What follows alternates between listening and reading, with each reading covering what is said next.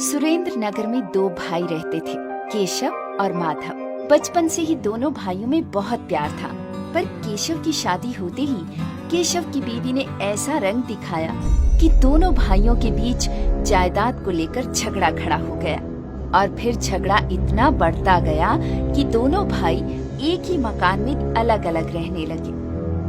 गुजरते वक्त के साथ जब केशव को एक सुंदर सी बेटी हुई, इस खुशी में घर में फंक्शन किया गया जिसमें पूरे गांव को बुलाया गया, तब भी अपने ही मकान में ऊपर रहते भाई को नहीं बुलाया गया। धीरे धीरे उनकी बेटी जैसे जैसे बड़ी होने लगी, माधव छुप छुप कर उसे देखता। केशव और उसकी बीवी उषा अपनी बच्ची को एक ही बात सिखाते थे, मम्मी, पापा, मम्मी, मैं खेलने जाऊं? जाओ बेटी, मगर एक बात याद रखना, उस सीढ़ी की तरफ कभी मत जाना। क्यों? बेटा, ऊपर एक खतरनाक राक्षस रहता है जो खूबसूरत बच्चियों को खा जाता है। बाप रे, तो इतने खतरनाक राक्षस को आप भगा क्यों नहीं देते मम्मी? मैंने भगाने की बहुत कोशिश की बेटा, पर वो इतना बेशर्म है कि घर छोड़कर भागा ही नहीं। ओके मम्मी, मैं उस सीढ़ी पर कभी नहीं जाऊंगी। दोनों माँ बाप ने बच्ची के दिमाग में ये बात पूरी तरह बैठा दी थी। पर एक दिन कागज का प्लेन उड़ते हुए सीढ़ी पर जाकर अटक जाता है। बच्ची पहले तो डर जाती है कि अपना प्लेन कैसे निकाले, पर फिर ऊपर किसी को न देखकर वो सीढ़ी पर चढ़ जाती है और प्लेन निकालने की कोशिश करती है।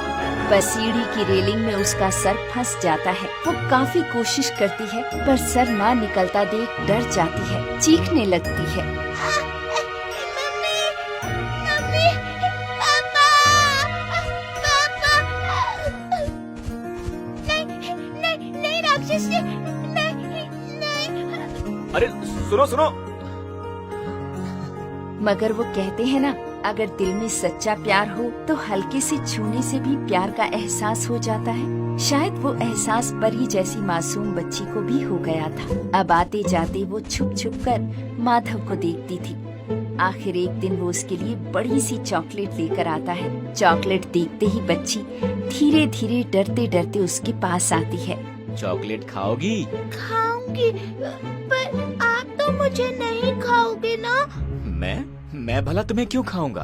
क्योंकि तुम राक्षस हो ना। किसने कहा? मम्मी पापा ने। उन्होंने कहा उस सीढ़ी पर कभी मत जाना, ऊपर एक खतरनाक राक्षस रहता है। वो खूबसूरत और मासूम बच्ची को खा जाता है। मैं भी तो मासूम बच्ची हूँ ना।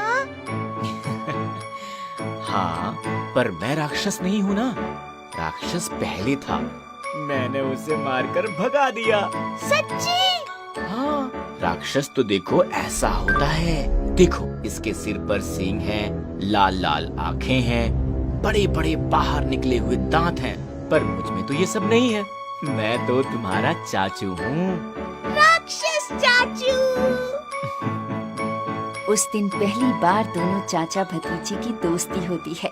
फिर तो ये दोस्ती दिन ब दिन गाढ़ी और गाढ़ी होती चली जाती है। चाचू न सिर्फ उसके लिए चुपचाप चॉकलेट लाने लगते हैं, बल्कि उसके साथ तरह तरह के गेम भी खेलने लगते हैं, जैसे लंगड़ी खेलना, बॉल से कैच कैच खेलना।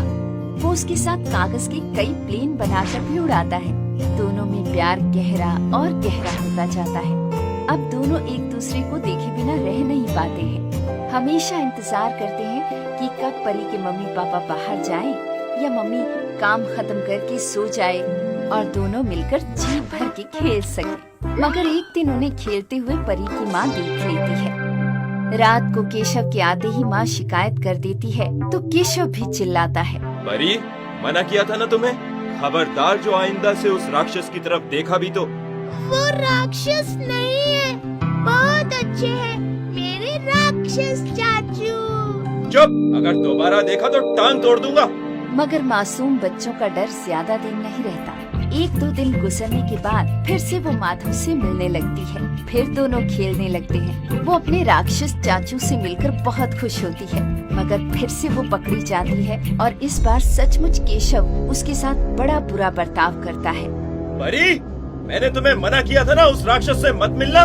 अब देखता हूँ कैसे मिलती हो तुम। उषा, आज से इसका इस कमरे से निकलना बंद। अगर इस बार कमरे के बाहर निकली तो अब की बार सचमुच में तुम्हारी टांग तोड़ दूंगा।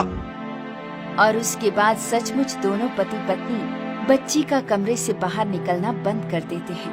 बेचारी परी मन महसूस कर रह जाती है। वहीं माधव भी बार बार हसरत भरी नजरों से सीढ़ी पर खड़ा खड़ा परी के कमरे की ओर देखता है। मासूम दिल ये दूरी, ये कैद बर्दाश्त नहीं कर पाता है और धीरे धीरे टेंशन में परी की तबीयत खराब हो जाती है। डॉक्टर आकर चेक करता है।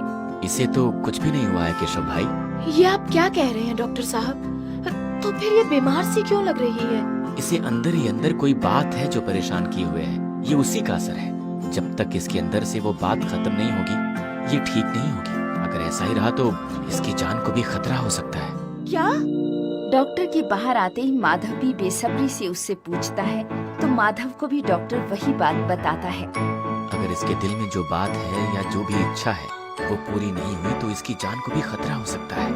अगर इसके दिल में जो बात है या जो भी इच्छा है वो पूरी नहीं हुई तो इसकी जान को भी खतरा हो सकता है।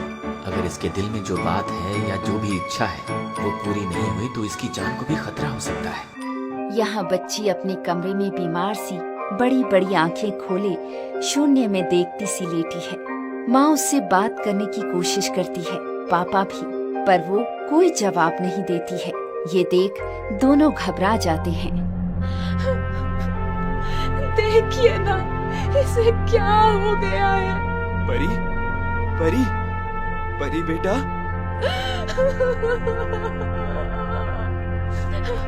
ये कुछ बोल क्यों नहीं रही? डॉक्टर ने कहा है अगर आज ये कुछ नहीं बोली तो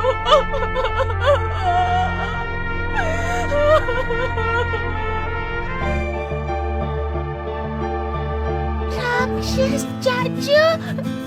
माधव, मेरी बच्ची। कुछ नहीं होगा हमारी परी को। परी, राक्षस चाचू, मुझे आपके साथ खेलना है। हाँ हाँ खेलना, अपने राक्षस चाचू के साथ खेलना। बस जल्दी अच्छी हो जाओ। चाचू चलो, हमको प्लेन उड़ाना है, बॉल से खेलना है। लगता है बच्ची की इच्छा पूरी हो गई। अब इसे कुछ नहीं होगा। She is out of danger. पर ये हुआ कैसे? बस ये समझ लीजिए डॉक्टर साहब, मेरा अपना खून कुछ देर के लिए मुझसे जुदा हो गया था। शायद उस खून की कमी की वजह से ही ये बीमार हो गई थी। हाँ, आज परी ने मुझे एक बात सिखा दी है कि अपना खून अपना ही होता है। उसे जड़, जमीन और जोड़ू कोई भी अलग नहीं कर सकता।